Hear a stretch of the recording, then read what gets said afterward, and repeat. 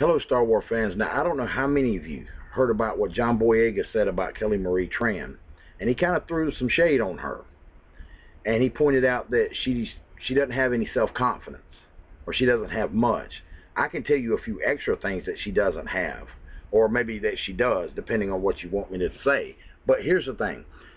Have you seen that whole op-ed piece, that article that she had a while back? I think it was sometime after The Last Jedi, when she started getting all this supposed backlash and harassment.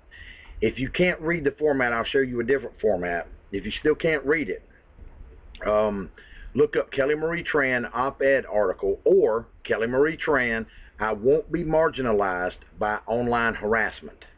I found mine on the New York Times website. And I just recently read this thing. I've had it for a while on my thumb drive, but I only skimmed through it to see if there was any Star Wars references, Phantom Menace references, or like toxic fandoms or something like that, or even what was said. So here's some examples of stuff that I think is going on with her, and she does need some help. I'm not mocking her there. She needs some help. If she wants to be a celebrity, she's going to have to get used to people who think that she walks on water and she can do no wrong. They love her to death. People who are indifferent to her, don't care one way or the other, and people who will never be satisfied and hate her guts. If she cannot handle those three groups, then she's going to have a heck of a problem being a celebrity. She's also going to have a problem with that in her own personal life if she hasn't already.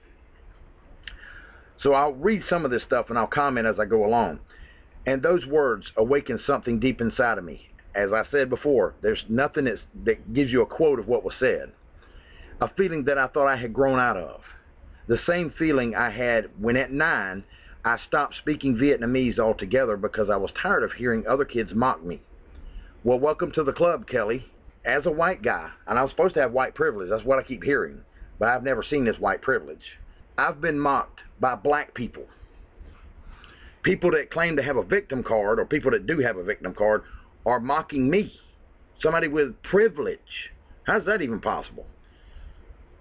Or at 17, when at dinner with my white boyfriend, and believe me, she mentions white a few times, like white-dominated world. I mean, this is coming from Kelly Marie Tran now. So when she was at dinner with her white boyfriend and his family, she ordered a meal in perfect English, to the surprise of the waitress, who exclaimed, "Wow, it's so cute you have an exchange student." Did Kelly Marie Tran speak up for herself and say, "Oh, excuse me, I'm not an exchange student, and this is my boyfriend, and this is his family"? If she didn't speak up for herself, she's not assertive either. And she's probably kicking herself letting that waitress walk away after she said that. I know, because I've done that in the past, so I'm kind of an expert on what Kelly Marie Tran is actually doing. Now here's another one. It reinforced within me rules that were written before I was born. Rules that made my parents deem it necessary to abandon their real names and adopt American ones, Tony and Kay. So it was easier for others to pronounce. A literal erasure of culture that still aches me to the core.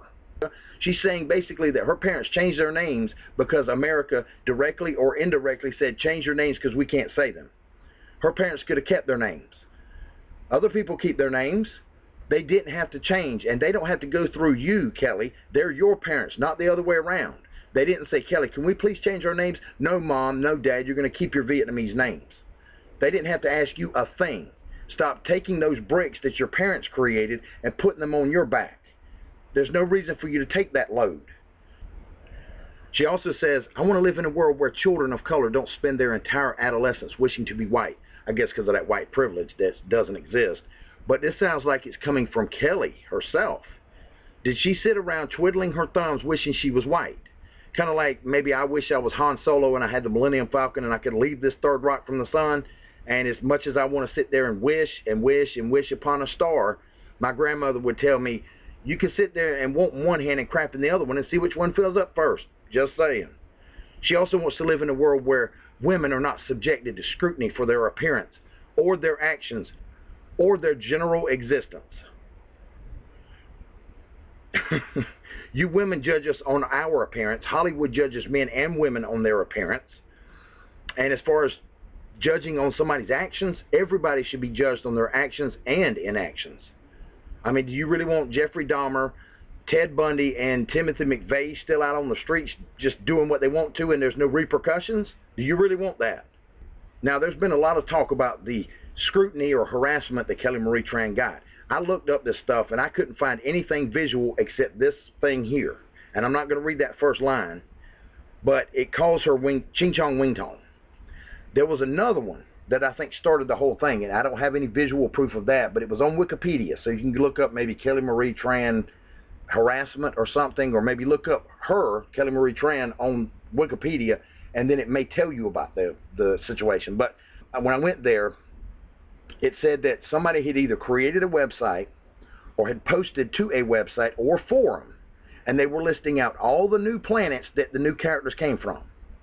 And when it got to Rose Tico, they said the planet was called Ching Chong Wing Tong. They didn't call her that. Of course, it's still making fun of her ethnicity.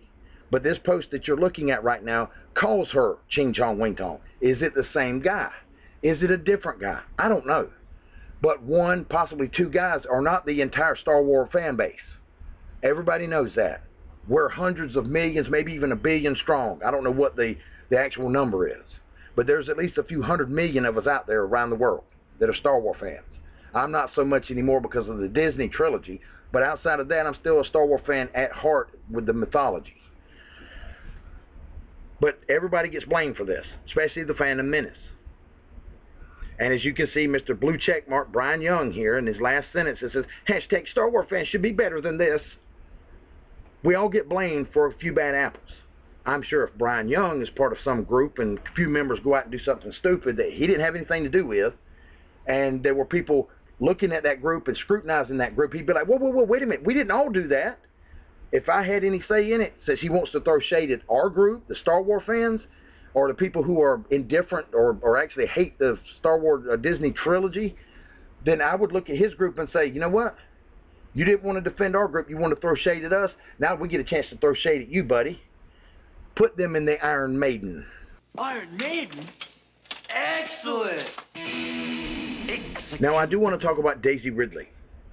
And out of all the stuff that's happened with Daisy Ridley or Kelly Marie Tran when all that fiasco started, and all the months that have passed since, I don't exactly remember when it started, but I know it was after The Last Jedi sometime. All right, the whole thing in a nutshell with her is I never heard why she really left. Nobody in this Phantom Menace that I watch or anywhere else has talked about the article of why she left. And I'm surprised I found it, because I was actually looking up stuff on Kelly Marie Tran, and it was kind of cross-referenced on those search engine. Now, here's the article. Daisy Ridley leaves Instagram after backlash over anti-gun violence post. And it was posted August 3rd, 2016 by Ryan Parker. The 24-year-old actress was also criticized on her Facebook for the post, but a lion's share of the comments were of those praising her words. Okay. Doesn't sound too bad. So, but she left. She got more positive comments, got a few negative ones, and she said, I got to leave. So she is coming off similar to Kelly Marie Tran. She can't handle criticism. Because Kelly Marie Tran, she doesn't have much self-confidence. She's not assertive enough, and she can't handle negative comments. Okay? Daisy Ridley's not as bad, but she can't handle the criticism either. And I don't know if this is the exact post because it says it was deleted, but it says, thinking about how lucky I am like. And there's a bunch of periods after that. Serious bit. As I sat in the audience yesterday, Teen Choice Awards, 2016 now, tears were streaming down my face at the tribute to those who have been lost to gun violence. I didn't get a great picture of the incredible group that came on stage, but they were so brave. It was a true moment of togetherness. We must hashtag stop the violence. She wrote on Facebook. Okay, to me, and I'm a pro-Second Amendment guy, to the hilt, I believe that, we shouldn't get rid of the Second Amendment for anybody. What part of shall not be infringed upon does people not understand, or do people not understand? All right? That, to me, that post that I just read seems benign, okay? But if I had to say anything, if she's talking about gun violence in America, Daisy Ridley is from the UK. There are people in America who are tired of people from other countries who do not live here criticizing or chastising us for something. It's like, you need to be mindful of your own country and what's going on over there, because you're not doing perfectly over there either. So mind your own biz, if you know what I mean. Now, I don't know if that's the reason why, but it definitely was not over the fact that people don't like Daisy Ridley because she plays, Mary Sue Ray. You see what I'm saying? That had nothing to do with it. It had to do with this whole gun post or anti-violence post. You see what I'm talking about? A lot of these people, these celebrities or anybody else, it's all about blaming patriarchy and blaming white people, or especially white men. It's about time for everybody in the world or in America or in the West to start looking inward and start blaming yourself for everything you can blame yourself for before you start casting stones outward. As a matter of fact, the good book says you're not supposed to cast stones at all. Cast stones at yourself, and that's all you can do. Anyway, that's my thoughts on all this nonsense, and I'm out. Peace.